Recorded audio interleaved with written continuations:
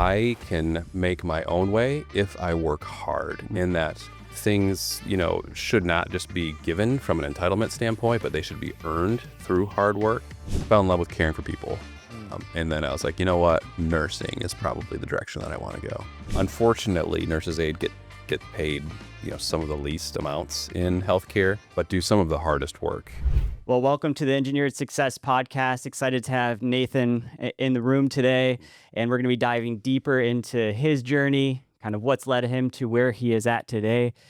So Nathan, welcome to the Engineered Success Podcast. Awesome. It's great to be here. Yeah, and honestly, so this is episode 18 of the Engineered Success Podcast. So we're kind of getting started, getting the ball rolling on things. And honestly, I've never had more people say, hey, you need to talk to someone than this conversation. So we're going to dive into the why behind some of that. But Thanks. I'm excited and fortunate to have you in the room today. So thanks again. Yeah, no, I appreciate it. There are some amazing individuals, professionals in the West Michigan space. It's why I love living here, working here so much, is that it's way more of a community.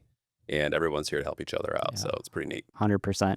Yep. Definitely a supportive group. And I think that's why I love this podcast too, and these conversations, because it gives chances for people like yourself to kind of give back and be able to share, hey, these are things that I've been through my journey. Sometimes when you look on social media, LinkedIn, Instagram, whatever, you get the highlight reel, right? But there's a lot of grind, effort, and intentionality that has to go into that journey to get to that point. Yeah. So with that, let's dive all the way back. Let's refresh the memory. Let's go back to the childhood. Where was Nathan born? And, kind of tell me a little bit about your early years. Yeah, I grew up just south of here in Allegan, actually. So I grew up in the country, working on a farm, very modest upbringing. What I loved about being out in the country, there's this element of freedom that we don't experience nowadays as much. We're living in more, nowadays living in a more urban setting, and just being able to get out into nature, to work with my hands, to really experience childhood to its fullest was pretty amazing and special. Now, when you were born and raised out in the country, did you have family members, like siblings that were kind of with you during that? Were you a single child? Can you tell me a little bit about that? Yeah, no, big family. So we actually nice. had 5 kids in our family. An amazing mother and father that I owe a lot of kind of my success, character, all of that stuff too. But grew up, I had 2 brothers, 2 sisters. I was second in line in that. So not an older child, but kind of an older child, a little bit in the middle there. So we kind of stereotype, where kids fall in the birth order and the characteristics that come out of them. And so we, grew up in that, more country environment. I worked on a horse farm Awesome. growing up too, Yeah. which was great. My parents always, one of the things they instilled in us at a very early age was hard work, and that nothing is given to you. You have to earn what you have. And so from a very early age, we had a few neighbors. They were, out in the country, you have neighbors, but you have to go a little ways to get to them. And so there was an elderly neighbor that we would go over and help him out with house chores and projects. And he would pay us with $10 rolls of quarters. We would get those and think we were rich with that. And it was a lot of fun. But then, we were grew up as a person of faith. And so grew up in the church. We were our church janitors. We worked at the local grocery store, worked on a horse farm, and just learned that I can make my own way if I work hard, and that things, should not just be given from an entitlement standpoint, but they should be earned through hard work, and that having responsibility is not a bad thing. Being responsible for an income, being responsible for the work that you do, produces a lot of character. It's not easy. If you ever worked on a horse farm baling hay and mucking stalls, it's a hot and usually not nice job. Mm-hmm. So, but those moments where you want to quit, right? You're a 13, 14-year-old young man growing up, and there's one more stall to do, and you're like, God, I just want to be done. And you're like, got to do it, right? Yeah. So teaches that grit. right? That grit that you need sometimes to dig a little bit deeper. Yeah, I love it. Thanks for sharing that story. You and I have a little bit in common when it comes to that. I also worked on a horse farm a little bit, and my parents instilled in me, There you go. getting up and getting to work early. My dad owned his own business, and from a young age, we would go out, and he had a little assembly line in the garage or the shop that we would go and work on. So it was an Yeah. amazing, just life lesson. Now you mentioned Mhm. instilling hard work in you when you in your family when you were a child. Mhm. At what age approximately do you remember, you were starting to get some of those lessons? I think about, I have Mhm. a 7 year old and a 3 year old at home, and it's kind of like, okay, I really want to start instilling a work ethic in you. And at what age did you experience that? Probably the memory that sticks out in my mind from having a weekly responsibility that I would say is substantial. Like, we had to take care of like our lawn, landscaping, all that stuff. So I have pictures of me with a push lawnmower standing behind it. It's like at the level of my head, pushing this lawnmower across our, couple acre yard, mowing it, taking hours and hours on a Saturday. But that was our job, right? We had to do it. And even though now you think of, and I gotta think I was probably 8, 9 years old. Yeah. And you think about putting your 7 year old, I have a 9 year old, an Yeah. 11 year old, and then a 7 year old too. And so I think about that. I'm like, would I give them our lawnmower and let Yeah. them push it around our yard Dad still got all nowadays? his And toes, I think. So exactly. It's funny how we think about that. And now our safety mindset Mhm. is kicks in so much. Oh, we can't challenge our kids this way and we can't do that. Um, but it was normal then, right? And I think a lot of my core values and characteristics are derived from a lot of Mm. those experiences. Being given autonomy to do that and having responsibility that was something important. And this wasn't just a fluff, Mhm. right, chore that I had to do. It wasn't, hey, make sure you pick up the trash in your room, right? And there's, basics you hear about, make your bed every day. Those are good habits to form, but having a substantial responsibility around the home that was on me to do, produced, I think, that value and ownership Mm. of it. And I think, I mean, if I'm remembering correctly, if I saw the pictures, I remember it vividly in my mind. It was probably around 8, 9 years old where we started doing that. And I can't say it looked great or perfect, No, but no, but but we did it. yeah, and it Yeah. instilled that work ethic, like what you're talking about, Mhm. and that ownership. And that's important to have that foundation at a young age. Mhm. And when you think about you were the second in line from your siblings, do you feel like there was that whole family unit was doing all of those types of things, or Nathan was the only one doing the chores, or was it kind of like equally, or was Yeah. that broken out? Yeah, we had so an older brother and a younger brother, and then I have two younger sisters. There were 2 years between my brothers and I, and then my sisters were actually 4 years from our youngest, and then 4 years from the next. So Okay. pretty large Yeah. separation between our sisters, and so a lot of growing up, a lot of us boys were out there doing the work and everything else. Our sisters were still very young Yeah. in those stages and years. And so it was more of us, yeah, sons getting out there doing that work. We had some animals ourselves. So yeah, waking up early.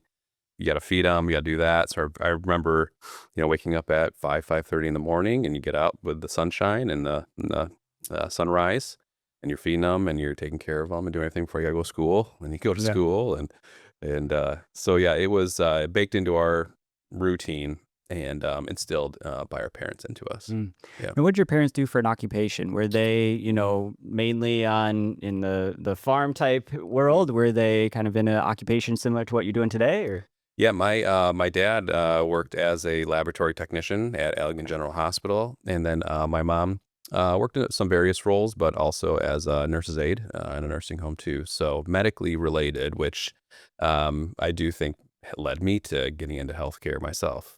yeah. Hmm. Definitely. As you're kind of describing, so you had some animals at home and how the boys were out, kind of take care of things. It reminds me of a story kind of growing up for me as we had chickens and things growing up. Not, Hmm. I wouldn't say a farm by any means, but we were on a little bit of land. And there's a couple different scenarios where, my sister would go out and try to take care of the chicken. Nothing against my sister. She was amazing. But like the Yeah, chickens would get out and start chasing her around. yeah, So, yeah. instead of like taking care of them, they would get out out, and us Yeah. boys had to come and pick up the chickens and put them back. And there's Yeah. all kinds of stories like that.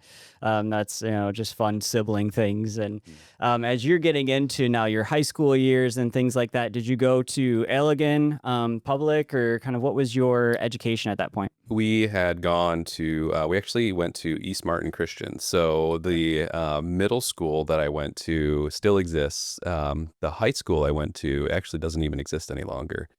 Small rural Christian school.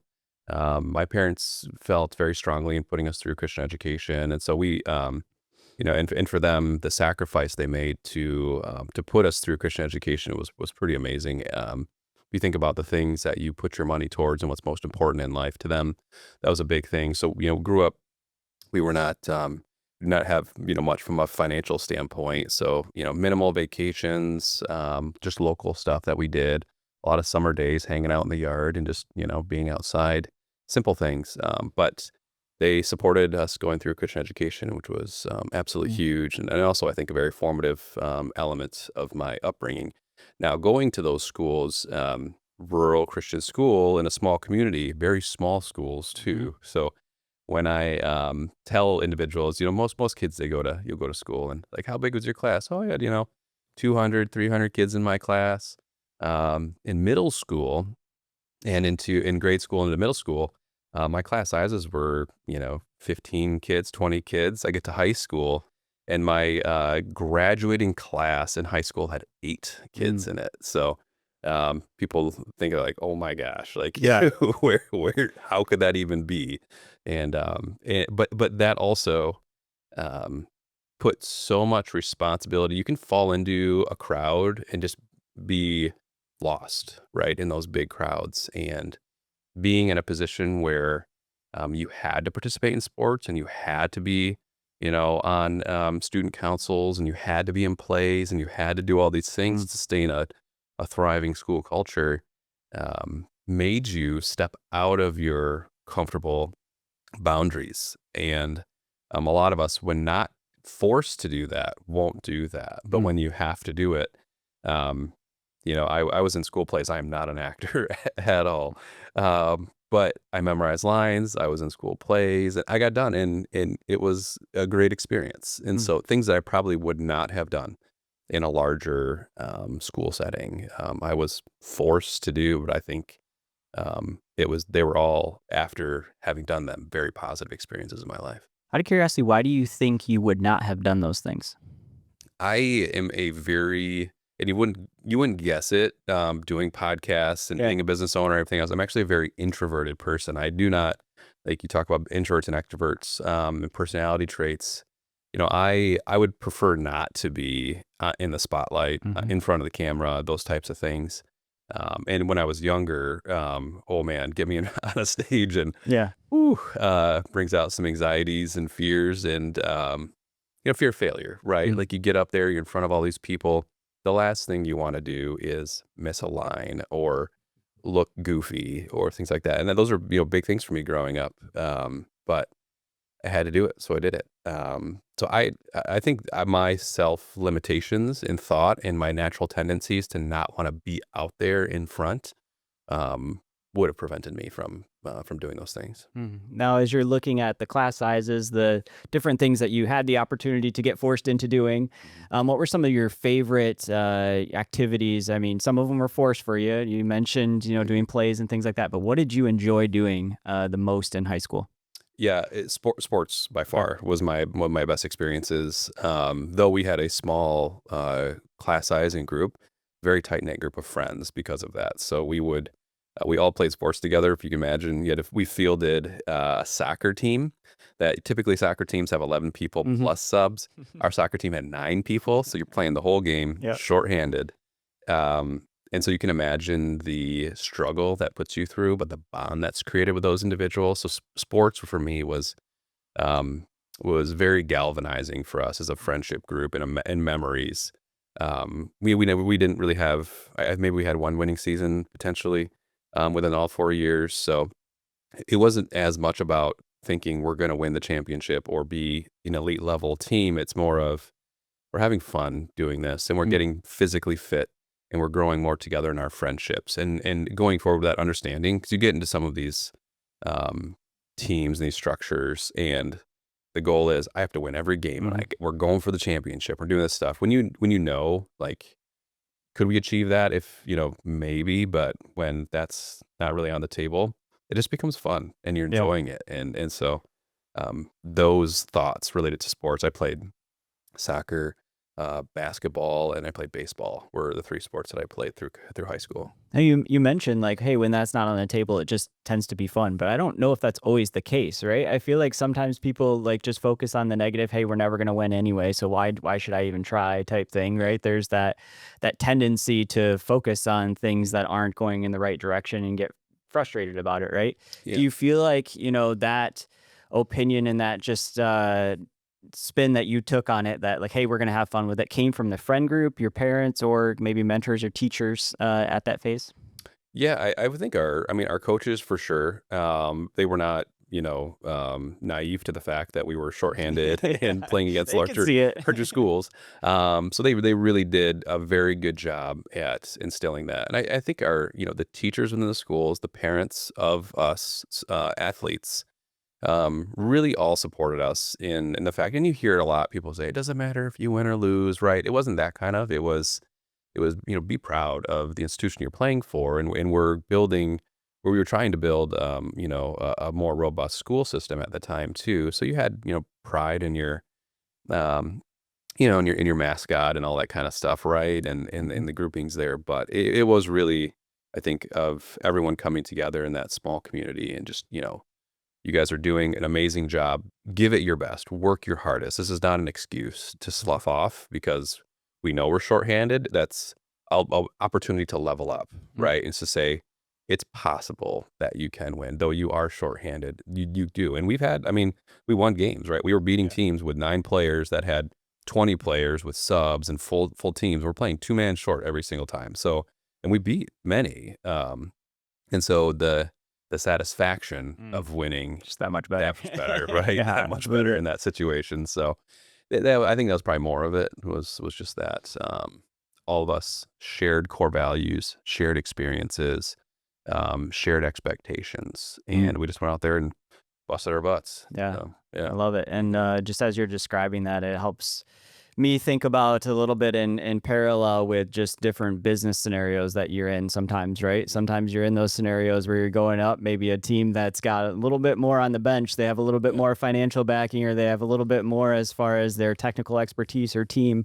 Mhm. But it makes it that much more exciting when you're able to help that client in a way that maybe they weren't, or win that deal or something like that. And Yep. and a lot of it, to be able to get to that point, comes with the culture of the team that you're creating, right? And Mhm. the people around you in your community in Allegan, as you were winning those games and them pouring into you and keeping that positive Yeah. atmosphere. Yeah. So you're into sports. You're kind of working Mhm. your way through high school. You're in the horse barns, kind of. Were you doing that nights and weekends type thing, or just during the summers, or? Yeah, summers mainly, and then during the school year, and then yeah, as I got older. So you to be employed by some of these, you have to be 16 at least, right? So Yeah, working on the farm, technically. you Yeah. could be any age, right? Yeah. Yep. Yeah, they don't really look at child labor that well there. Yep. So I started working in the stores, man. Then I was 16 years old. Started working weekends, you can at Saturdays and potentially some Sunday afternoons, and then looking as school became more of your life, right into those high school years, the sports years, and then transitioning into college, like more nights and Mm. weekends in that capacity. So yeah, I worked in a grocery store, stocking shelves on third shift for quite a while, Mm. which was How'd you yeah. find those first kind of positions, either at the horse farm or at the grocery store? Were those things that you had to go out and search, knew a friend of a friend, the parents hooked you up kind of thing, or how was it? Yeah, we lose this a lot nowadays because we're all used to living in these larger metro areas. You see small town America kind of shrinking a little bit. I mean, we had a very tight knit community, our church community as well. And so the horse farm I worked on was a family that was within our church. So that was something where they said, hey, we need help on the farm. Who's willing to help? It's like we were Mm. young. Industrious young boys looking for money, right? Yep. So let's go work. And then grocery store again, small grocery store. It's still there, downtown Allegan. You drive by, and the Village Market's sitting there, and you walk in, you put an application in, right? And you're like, who your reference is? Well, here's the guy who owned the horse farm, right? And then here's these individuals I've done some handiwork for, and you build up those, you build that resume up, those references up, and at those ages, you're young people. Business owners are looking for responsible young adults who can follow through and show up, Mm, right, and work hard. So you're not going to be, this. We also think like, oh, you got to be this, really elite talent to get jobs. And it's like there's hundreds, thousands of jobs out there that just take core values to succeed at. And we overcomplicate it too much. And we all want to hit the home runs and do the big things. And it's like you got to start somewhere and mhm. build. And you're not going to start out of the gate. And some people do. Like it happens, right? People start out of the gate in these big roles, and but you see a lot of future failure because they haven't learned the hard lessons Mm, along the way. yeah.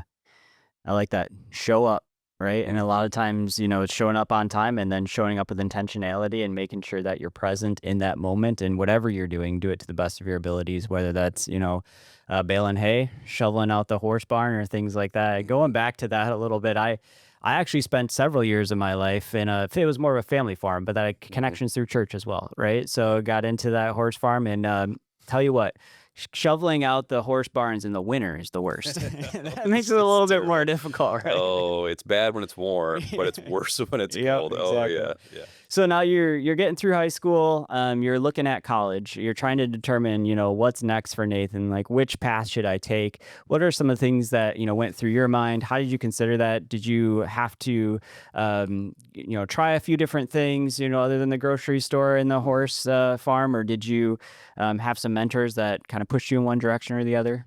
Yeah, picking a college was for me it was a little bit easier. I my grandpa, my dad, my older brother, and additional family members had all gone to Calvin College, and so Calvin was kind of baked in there, like you're gonna go Mm, kind of thing. So, um, that was almost like a given at that stage. You just have to be accepted.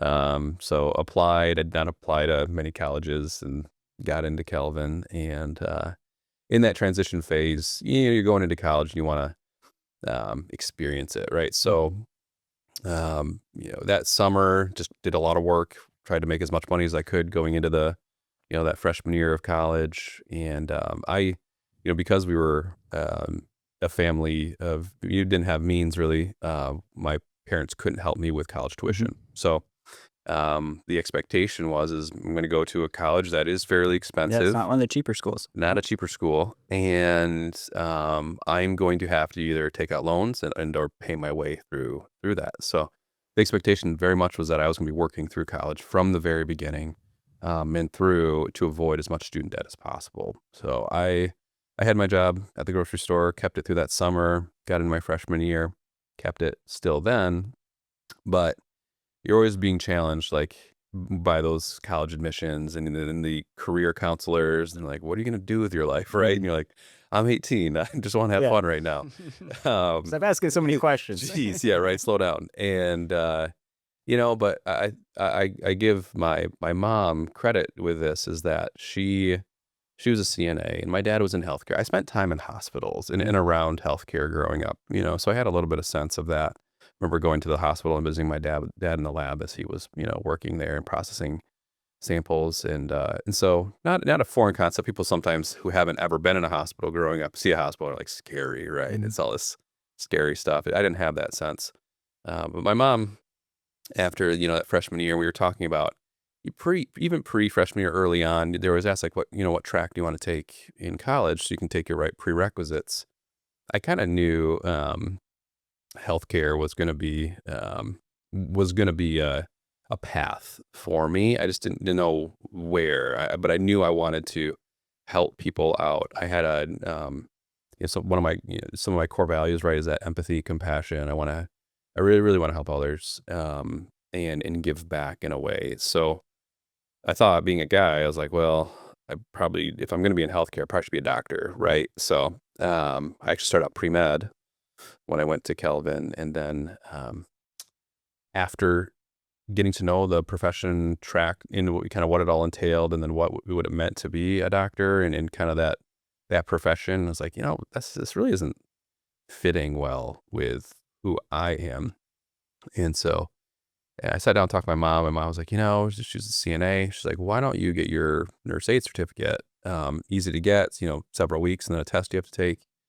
And maybe that will appeal to you a little bit more. So I went to the Allegan Career Tech Center there, got my Okay. CNA license, and then started working as a nurse's aide, and fell in love with caring for people. Mm. And then I was like, you know what? Nursing is probably the direction that I want to go. No, it's exciting to hear, how your mother was able to come in and help guide you in that direction into school. And then as you were at Kelvin, was it everything that you thought it would be?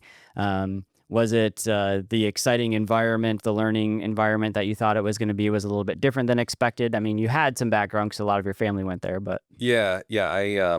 College was awesome. My college experience was fantastic. Met my wife at college really early on, which was worth it just for that, right? If nothing else came of it. But no, I can't say enough good things about the experience that I had, and the nursing program at Calvin, the philosophy behind it, and I do think truly the difference that it made as I'm looking back over my career and where I'm at today, how it helped me shape my thinking around health and healthcare, and really how do we focus on community health and population health and preventative care beyond just the sick care that we do within our healthcare systems. And that was a huge focus. We had a community rotation during my nursing training. And so I was in a neighborhood on the north side of Grand Rapids, the Creston Belknap neighborhood there. So I think Leonard and Plainfield and North, that corridor there.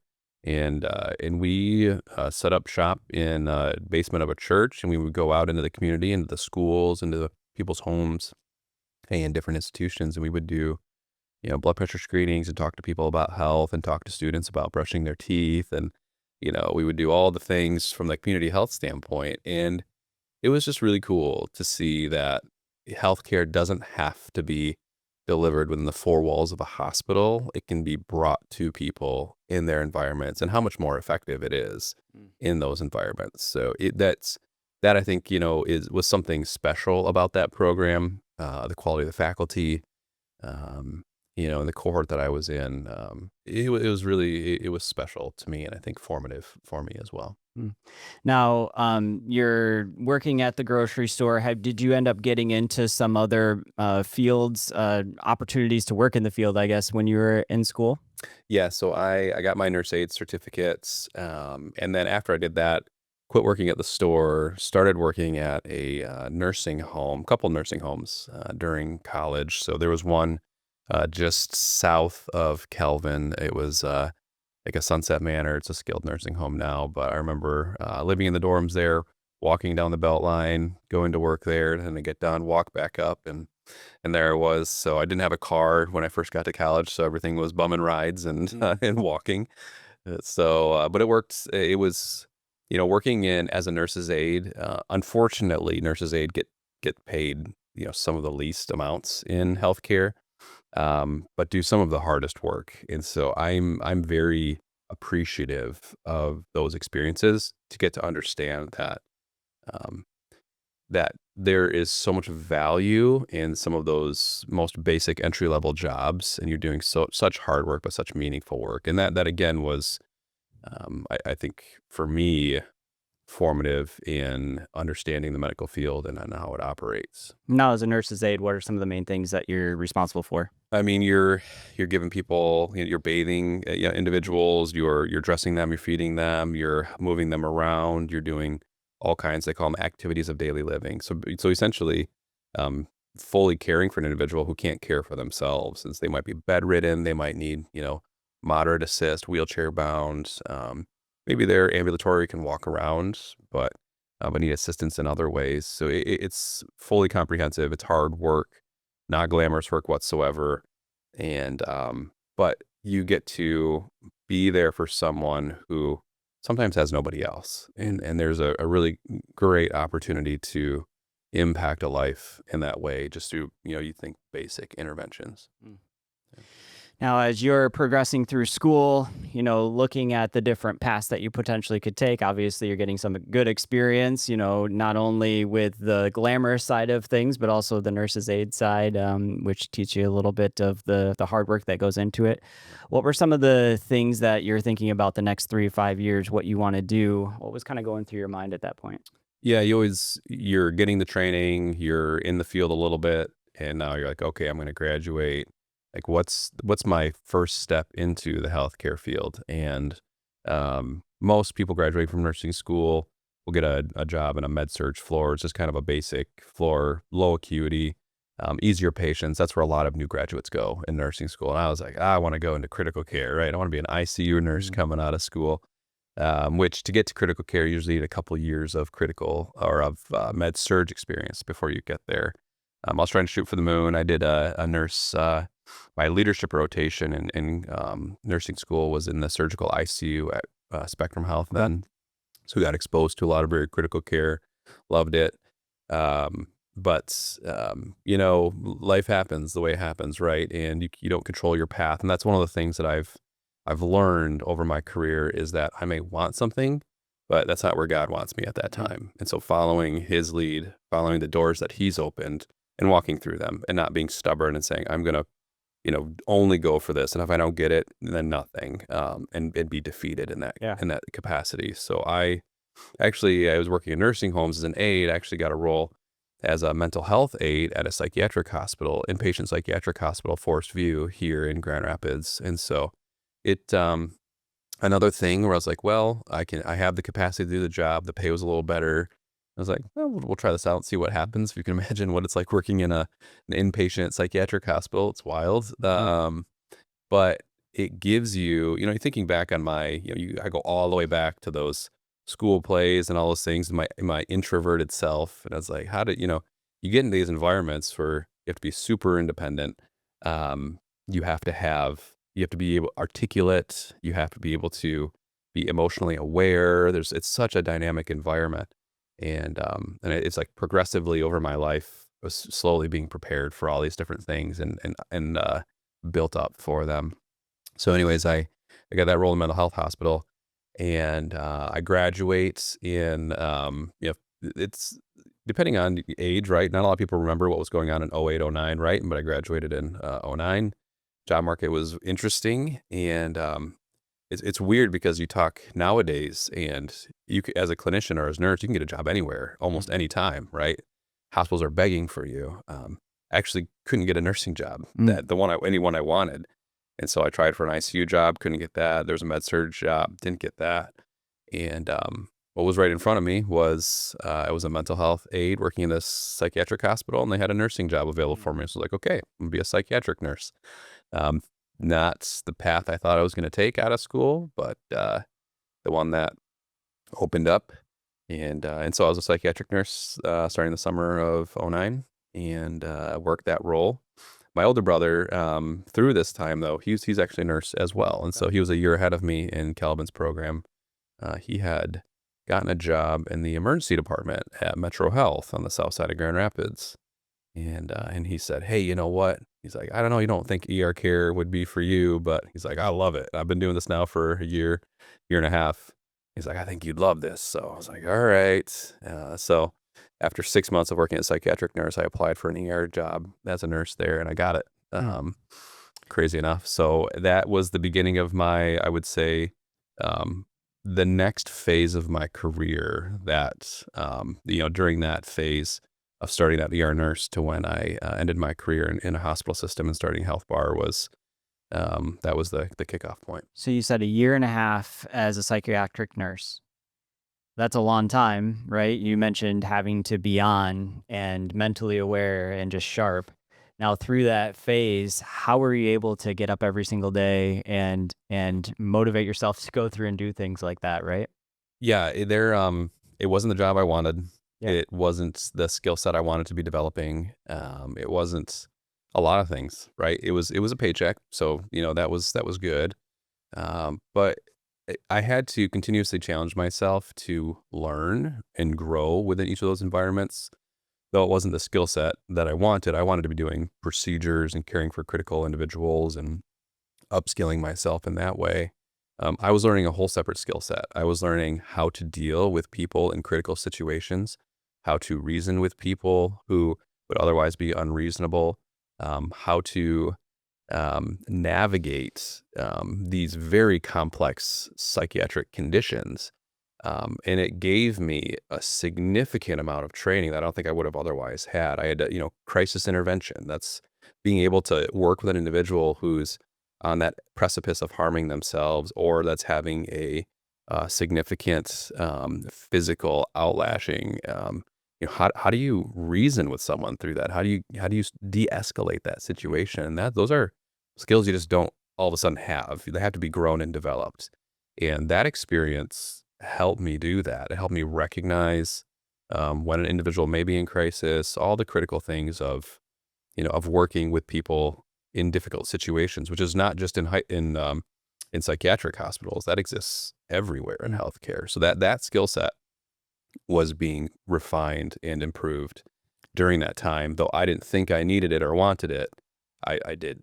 At the Is end. there a training that you go through for to earn that type of skill set, or is it something where, you have the basics, but some of it's just experience? You just have to go through it and you have to feel it, you have to see it, and you have to be able to pull from that experience. Yeah, there's training. There's programs like CPI, crisis prevention and intervention, and then they have nonviolent crisis intervention. It teaches you um, y- talk tracks, things to think about, ways to recognize, impending escalation. It's all trainings are great, right? They give you knowledge, but you learn by doing, by Mhm. that hands-on experience. So taking what you learned in those classes and you're pairing it with your real life experiences is where you really develop a core skill set that lasts with Mm. you. Those trainings go in your head and out. If you don't use them, just like you're practicing a new language, right? And if you don't use that language in your everyday life or in some consistent way, you lose those skills Mm. very quickly. So this allowed for that repetitive training and really core foundational skill set to be developed. And you said you transitioned from there into the ER, and some of those core skills that you learned in that first phase obviously were Very, directly transferable, right? very, Yeah. very, yes. Now, as you're getting into the ER, what were some things that you expected, didn't expect, that maybe were different, that you had to learn this new set of skills? Yeah, the one thing you go into the ER, you see shows and you're watching everybody's watching the medical shows and they're like, oh yeah, I know exactly what it's like to work in the ER. It's like no, you didn't, Yeah. right? There, you have to learn how to deal with so much. Your skill set has to be so broad. You're dealing with delivering babies all the way through working with trauma victims of car accidents and gunshot wounds to dealing with people with out of control chronic diseases. There's so many things. Every bodily system and every age group you have to have a knowledge set on. So the scope of working in the ER was a huge learning curve, right? 'Cause someone's going to walk through that door. You don't know what's going to walk through that door, and you got to be ready to go just like that. Um, so that takes a minute to get up to. Tons of skills. You got to know how to put IVs in, draw blood. You got to know how to do these different procedures. You're dealing with a significant amount of psychiatric illness.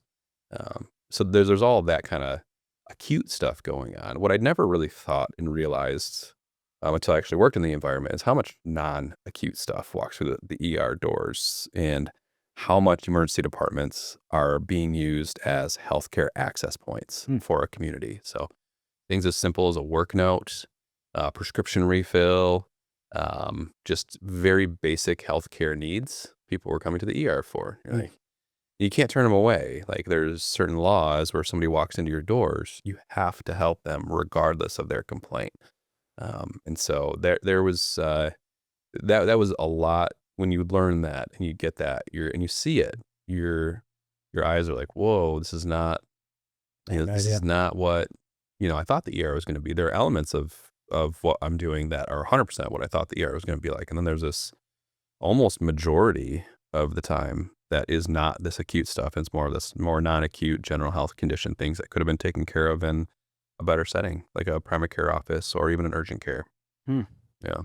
Yeah, that is interesting to understand the, behind the scenes of some of that, because it's not, the way that our family utilizes the ER or anything like that, just coming from, entrepreneur families with limited access to Right. certain types of healthcare, right? It's like, That's right. are you dying? Okay, we're going to the ER if we think that we're at this level. Yeah. So, Yes. no, that's interesting. Now, as you're getting into that environment, that's obviously taxing on you, right? And I Mhm. think about like a lot of entrepreneurs that start their businesses, Mhm. they're firefighting, they're dealing with different stresses of business, and you've been kind of learning some of these skills of how to deal with stress personally, Mhm. and deal with these different type of situations through your background before even starting Health Bar. So, Yeah. how were you able to navigate and work through some of that stuff personally that you had to deal with professionally? Yeah, we talk about a lot in healthcare is how are you, giving back to yourself? How are you self-care, right? What are you doing outside of work that is re-energizing you to deal with some of the most taxing and mentally stressful work that exists? And I think we all have our different coping mechanisms or ways to recharge. You talk to people, they're like, you know what, I just on my days off, I just want to be outdoors. I want to read books. I want to do some, go get a massage, do some other things like that. A lot of people don't handle it well and they self medicate with alcohol and other substances. And you saw a lot of that going on where, people would cope with the stresses that they encountered in a very negative way. And you see that happening with a lot of clinician burnout now. And so finding ways, yes, to positively re-energize myself was extremely important. I love being outdoors. It's one of my things that just totally resets me and puts me in a good spot. And so I spent a lot of time outdoors, whether it was biking, whether it was doing yard work or projects, whether it was golfing, things like that. I tried to be outside as much as possible. Um, but I also started getting this a little bit, and I think this is probably when I first, looking back, I was like, this is probably when I should have realized I was going to be an entrepreneur or a business owner. I would have nursing schedules are interesting because you work 3 12-hour shifts a week Okay. essentially, and then you have 4 of those days off. Now it could be in any combination where you have work a couple, have some off, and then back and forth. You have a lot of time though, and so thinking of that as like majority of my time technically is not working on a shift. I have 36 hours a week. I have those 4 extra days off now.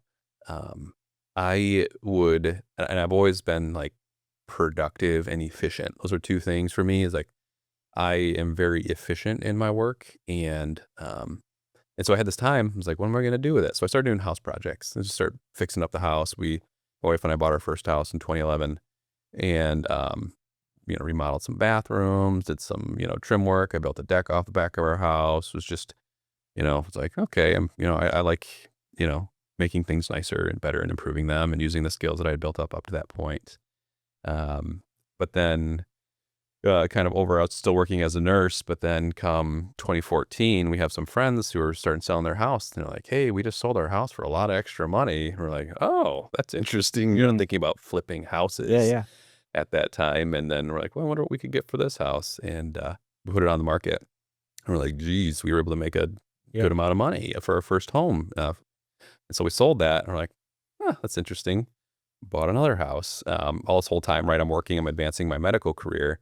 And then we fixed it up. I'm like, we could sell this one. And so Yeah. we did that. Over the course of my clinical career, we did it 5 times Nice. in that period. It was like, okay, so we kind of were like house flipping during those crazy years of 2011 to 2020, Yeah. essentially, during that whole course. So I think I've always had kind of this, um, how do you create your own way? How do you work hard? How do you know, um, build your own future and not be a victim of your circumstance, right? This is about like, I can carve my own path. Everybody has a choice to make that next step, to push yourself in certain ways. It's taking risk, right? Like everybody has a chance to take risk. Many people don't Mhm. because they're afraid. Mhm. I liked what you said about your when you got home, you had the opportunity to do, healthy habits, right? Bike Yeah. ride, spend time outside, do things like that. And you kind of had some intentionality around not choosing the unhealthy habits, like Mhm. maybe some others in that whole ecosystem in that environment. I've heard it said, tame the body, tame the mind type thing. And Mhm. if you're out, working out, or if you're out bike riding, spending time outdoors, just physically moving, Yeah. repairing homes, sometimes that helps also, just kind of still the mind and some things that you're thinking about because you're moving and you're focusing on some of those things. Yeah. I'm sure That's there's right. some type of medical reason behind it, but No, there it's is. just kind of, it works. There's a When I get science stressed behind out, I it. go for a run and I'm not stressed and thinking Yep. about that thing anymore, right? Yeah, exactly. They say, I mean, honestly, they say going for a walk outdoors in the sunlight's way better than any antidepressant you can take. Like that's it'll stimulate certain hormones and endorphins in your body that will put you in a better mood and start reversing those negative thoughts. Mm, But we think about medications to fix those conditions when we have the solutions all around us and they're free. It's just about getting out and doing it. mhm. Yeah. Physically making that choice to get out and start moving. Hmm. Awesome. So you brought up your wife, you brought up buying a home in 2011, you brought up flipping homes. So I'm going to Hmm. assume that at that phase of life, you're married, you're kind of getting Yeah. things rolling. Can you tell me a little bit about your family in 2011, kind of during that phase? Yeah, so 2011, we bought our first house in 2014, sold our first house, and then we kind of went on a every 2 year cycle of buying and selling. In that phase, we had our first child in 2014 as well, and so she is 11 now, which is crazy to Wow. think. Yeah, they grow fast. We had our second child in 2016 and our third in 2018. So kind of stepped it that way. During that period of time, right, kids are growing. I went back to school and got my master's in healthcare administration from Grand Valley. Actually knowing that, um, having worked at the bedside in the ER, it was very rewarding, was getting so much skill, but I was almost like, "What's next?" Right? Mm, Because I was like, "I could be a bedside nurse, and we need bedside nurses, for with long careers." But just had that like, I need to do something more, right? I need to continue to push myself. And so I thought for a minute I was going to be an advanced practice provider, like a nurse practitioner. But kind of, my skill set and the ways I was growing, I was like, I might want to get into hospital leadership potentially. So got my master's in healthcare administration very quickly in that timing. Became kind of a shift supervisor, a okay. clinical coordinator. So I oversaw about 30 staff members, was able to lead them.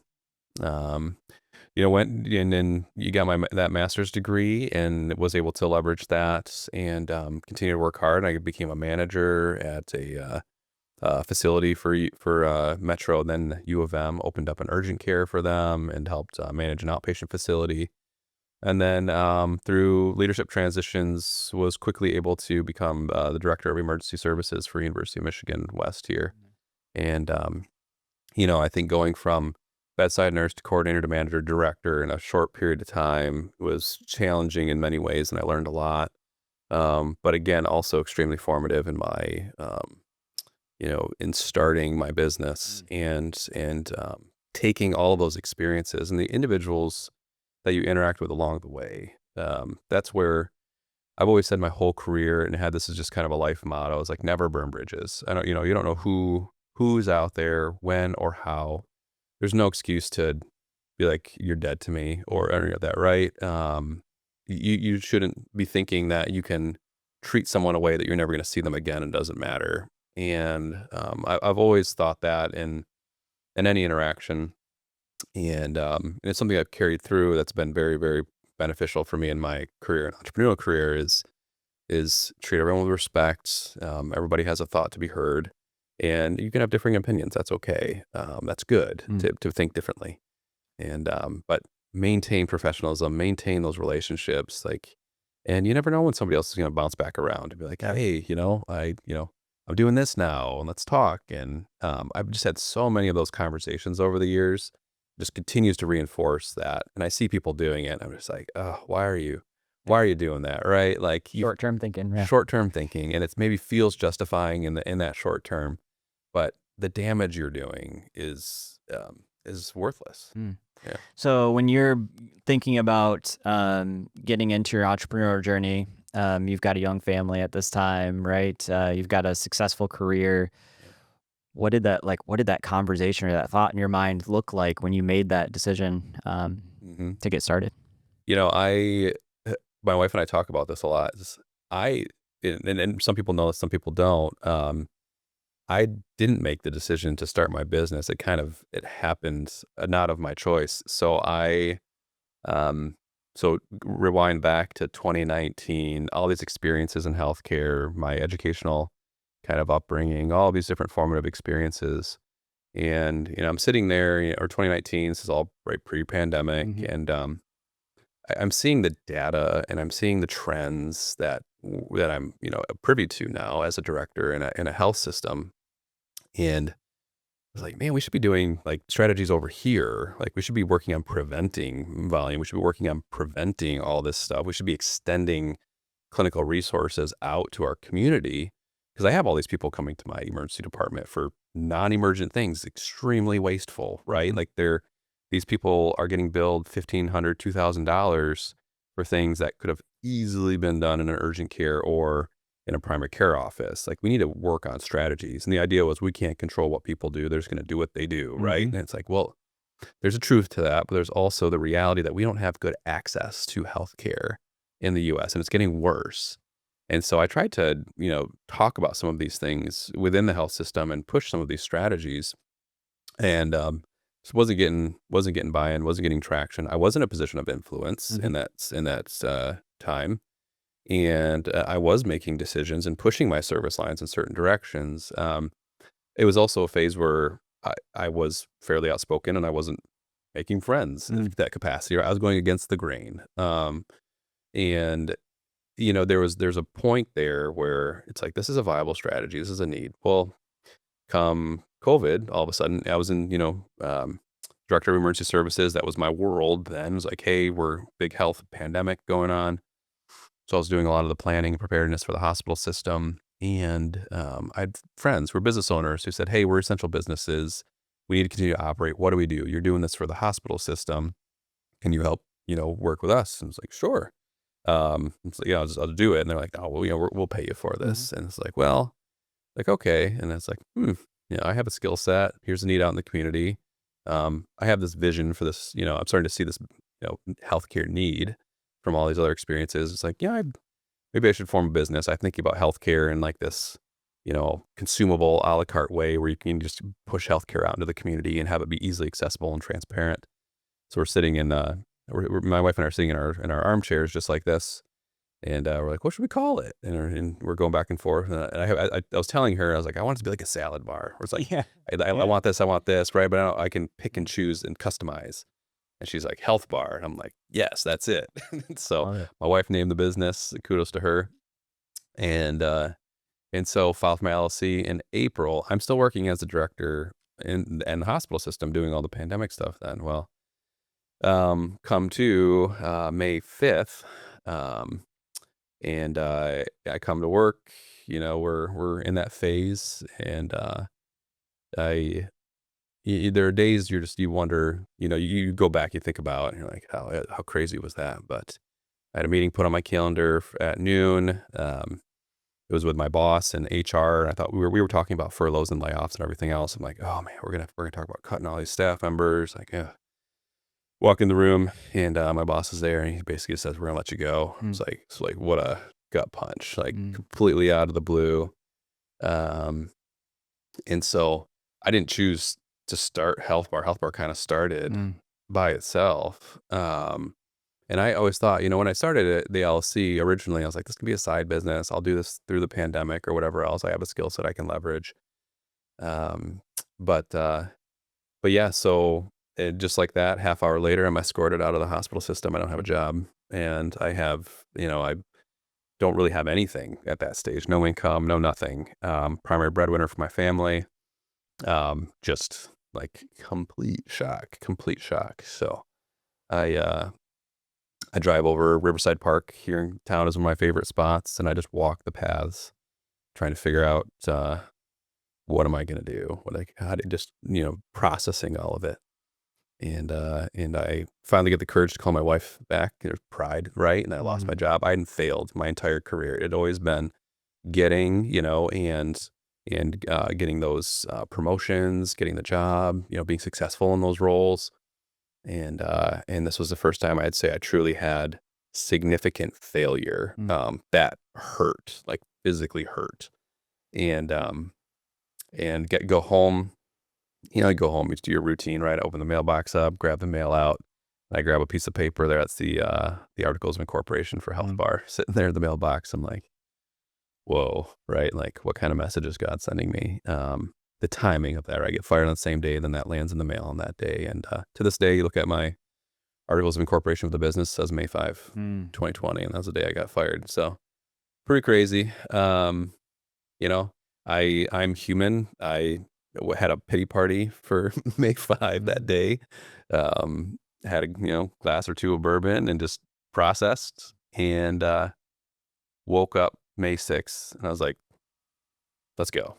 Yeah. Got a business. Let's do it.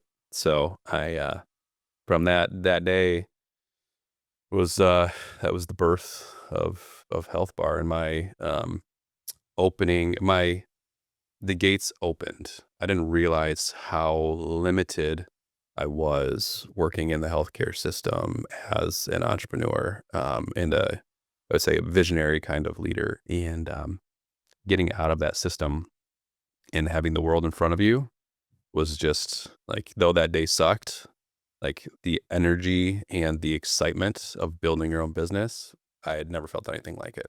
So, Mm. yeah. No, thanks for sharing that and Mhm. that story about how when one door closes, kind of another one opens, and how the timing of everything, some of this you can, as you think about your journey and making decisions, you can force yourself to go work out. You can force yourself to do certain things that are going to maybe set up your future in a certain way, but some things you just don't control, Yeah. right? This is something that's outside of your control, Yeah. but yet you have the opportunity on May 6th to make a decision, right? Mhm. And you can double down on Health Bar and really make it happen. The ships were kind of burned for you in some scenarios, right? But Ships were you could very have, burnt. yeah, found a different Yeah. position potentially. But Yeah. you said, hey, let's go all in, and it sounded like you had your family's support and buy-in as well, Mhm. and that feeling of excitement. Hey, I can create whatever I want, Yeah. right? I don't have to Yeah. fit into a certain. Well, you had the opportunity Sure. to, you still had some things that you had to fit into, but what were Yeah. some of those initial stages of that first business, Health Bar, and getting things off the Mhm. ground? Yeah, it's funny, you tell this to any entrepreneur and they'd be like, "Yeah, no way." Yeah. My wife told me she's like, we were not entrepreneurs, business owners, like, completely Yeah. naive, and she's like, "I'll give you 2 months to see if you can make this into a Okay. Hey. business." Like, "Alright, I got 2-month runway," right? 60 And days. Let's go. let's go. And, so she and I didn't know any different either. I was like, "Alright, like, okay, I think, like, 2 months, I work fast, I can see what I can do." And, so I just got to it, and so we actually went to, go to market, and we're doing, these COVID services for businesses and organizations for the community. We quickly found partnerships with labs to do mass scale COVID testing across the state. Just went from 0 to 100 really fast Mm. because, and this is where people ask, like, could you have done this in a situation other than there being this huge community need like this? And really, it's just extremely unique time in life.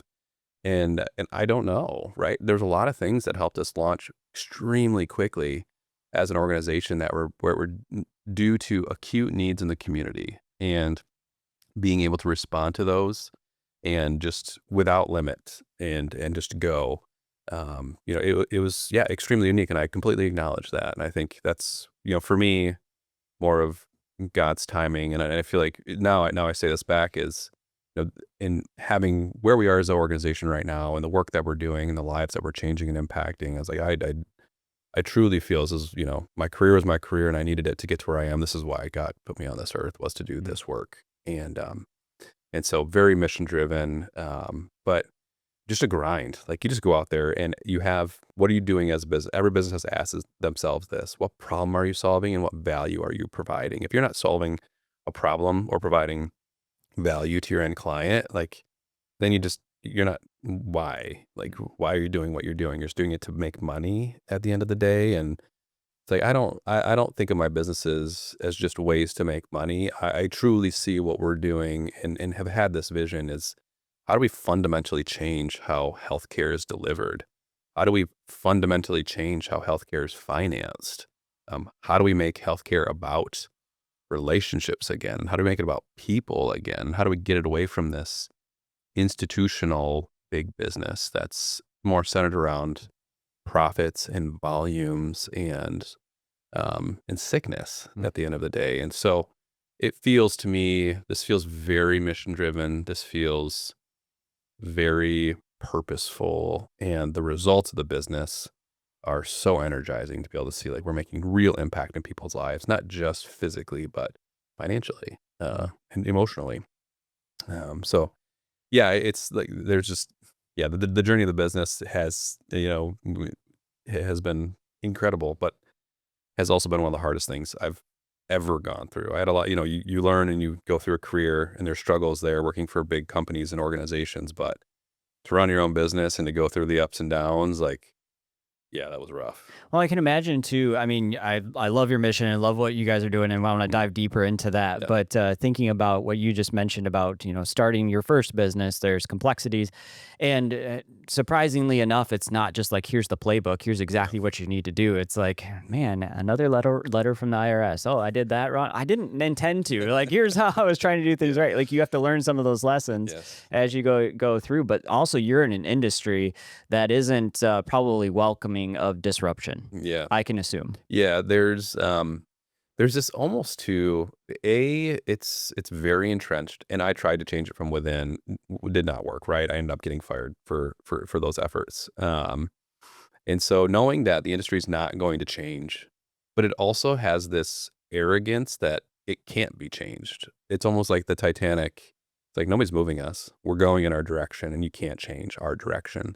And I almost look at it in that way, and I see that behavior, and our what that's done and created is the fact that that's fine. I'm not going to change what you do.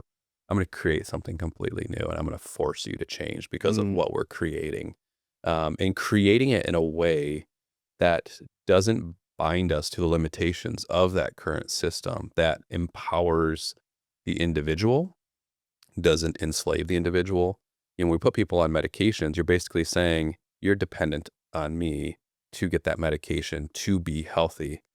And it's like, that sucks, right? You're like a servant to that now, and you're paying for it, and you're stuck. Nobody's coming to you and saying, you don't have to take that medication if you do these things, right? And it's mm. preventable and you can stop.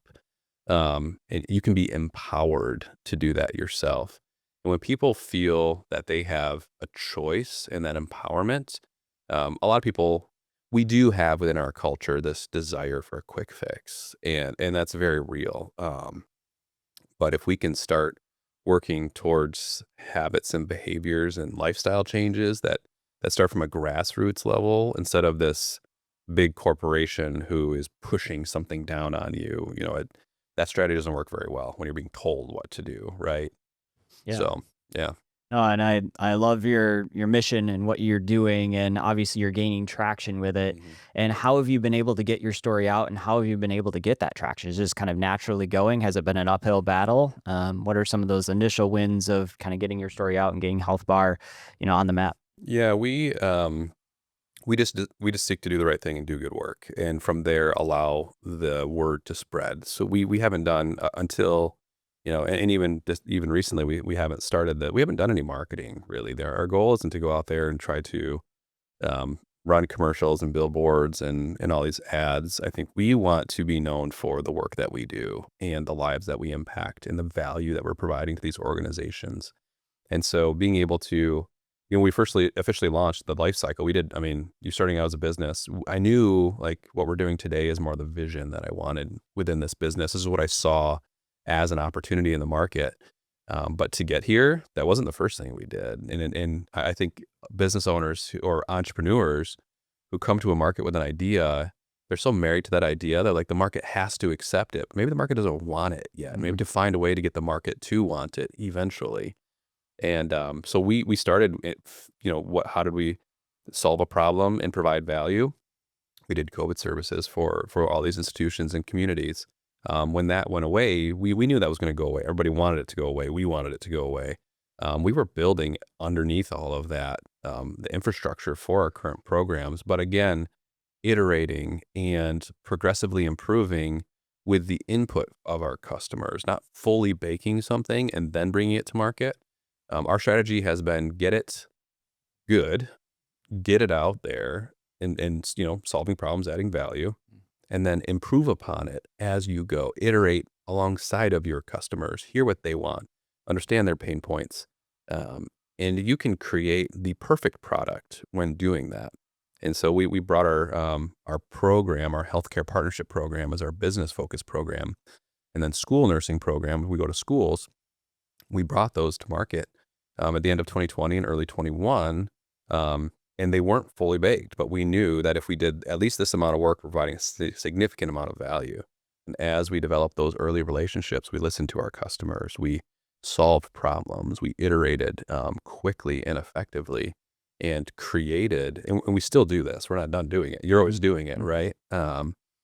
But created, I would say, a best-in-class healthcare solution for our businesses and schools, and eventually our communities, across the state. But yeah, man, oh man, doing that work and financially supporting that, and building a team, and all the things. Mm. Wow, like wow, hard work. So can you tell me a little bit about the programs that you offer today? And I know that it's making an impact, but I'd love to hear maybe a couple stories of when you're talking back to clients, what they're saying Mhm. that impact is from their perspective. Yeah, so if we start on the business side, we go to businesses within the West Michigan community, Michigan as a whole now, and even some out of state clients that are starting. And when we go to an organization, and really they're being tasked with providing benefits, healthcare to their employees, they're working in an environment, the insurance environment, that's getting very unsustainable from a cost standpoint. And there's lots of reasons for that. So you have these businesses where health benefits as a line item is becoming one of the more expensive things. And like I'm spending this much to pay my people, then I'm spending that much to provide them benefits. You're like, it's eating up my entire profitability as an organization. And businesses have to be profitable to succeed, to grow for all of us.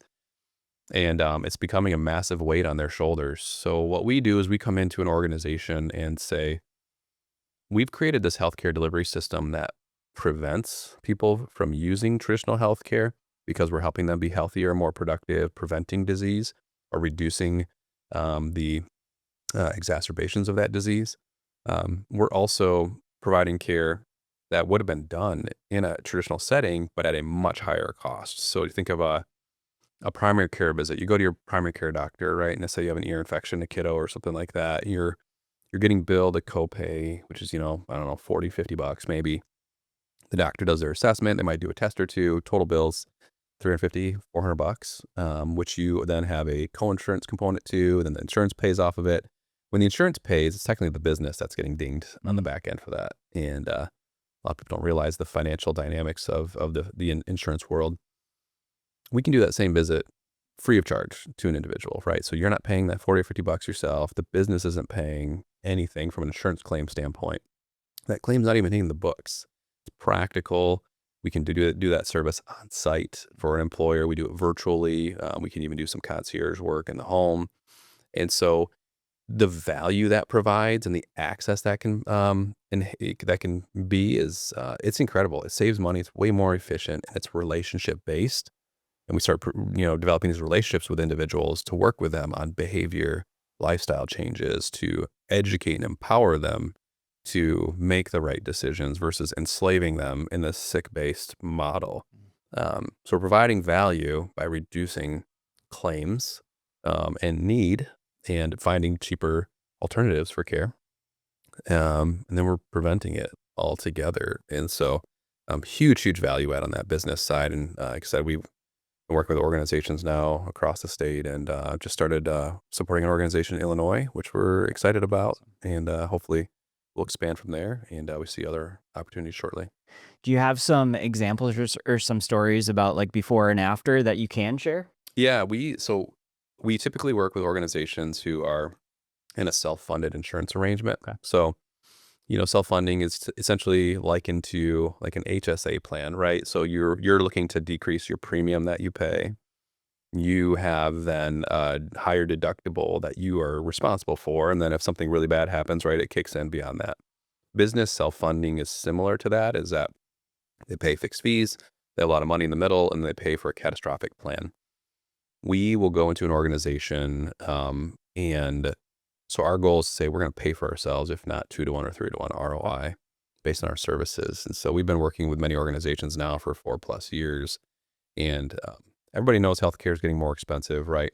You hear anything in the news right now, they're like utilization's going up. These health insurers are freaking out because they're like utilization's way out of the roof and healthcare is expensive, and their loss ratios are going up, and everybody's having a conniption about it. And we go in, and as we do our work for these organizations, we're able to mitigate the cost increase. Healthcare by cost is going up by 6 to 8% a year, and it's accelerating.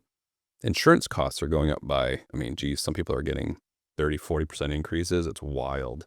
Many it's seeing 15% increases. And we're able to go in, and these organizations, some of the longest ones we've been working with, they've seen nearly zero increase in their healthcare spend over that 4 years, even a decrease in spend. So you look at trend, saying we've taken organizations who are growing and saying you can have budget predictability and savings within your healthcare spend by also provide an enhanced level of healthcare access and essentially concierge healthcare for your workforce and their families. It's a win-win-win, right? Mm. So it's creating sustainability for these businesses, predictability, and it's giving them something that they can recruit and retain with. So our goal is how do we make these businesses better, more financially sustainable so they can invest more in the products that they're producing and their people, but how do we make their people healthier so they can be better employees, right? Yep. So yeah, it's pretty rewarding work. Yeah. I Yeah. imagine. I love it. And as you're looking towards the future and things that excite you about Health Bar and maybe your personal journey, your family journey, what are some of the things that excite you the most, looking out the next 5 years? Yeah. I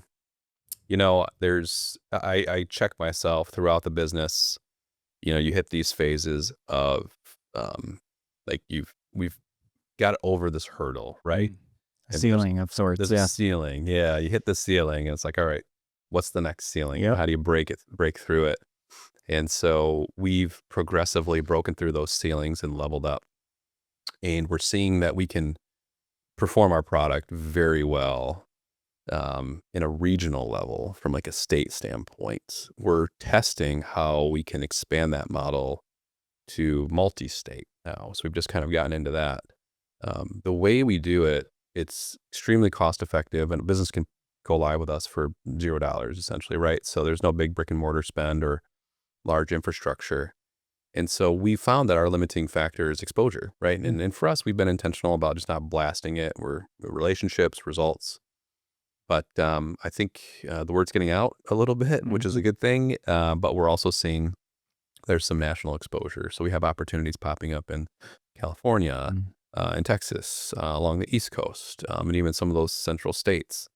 And the challenge that I see is that we want to grow. We do not want to compromise our product because our product is about people and Mm. relationships and culture.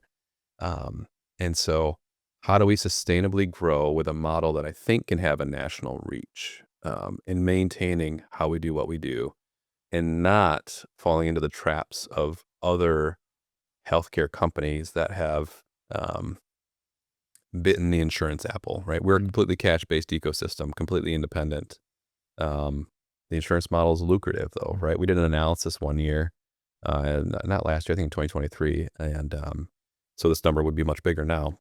But we said, how much extra revenue could we have gotten if we build insurance versus what we would build our clients, Mhm. right? And our revenue would have gone up by $4 million if we Mm. had built insurance. And so we're saying no to that because that's the way the traditional system has worked. And that's the value we're providing back to our clients.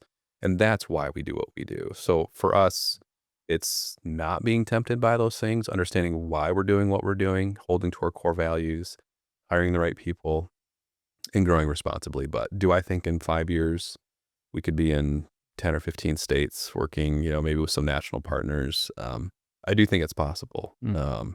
but it won't happen. It's going to compromise our work Mm. and our core values.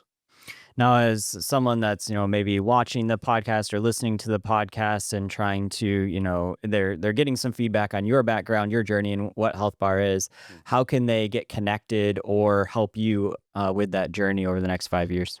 We so support us, support for us looks like telling others about what we do. We love word of mouth. So if somebody sees what we're doing, like a business owner, a friend, a clinician, that's one of the joys that I've realized. I didn't know, I wasn't expecting it to be as much as it is, but it makes sense now that we're in it. We set out to change lives of the people we're caring for, but the lives we're changing of the clinicians we're employing is equally as rewarding. And Mm. so to see clinicians coming out of a healthcare system where they were just burned out and ready to be done, quite honestly, and work in a model like ours, and they're like, I get to have a relationship with my patients again. I get to actually help them and empower them and work towards lifelong changes is extremely rewarding, and seeing that passion reinvigorate in their,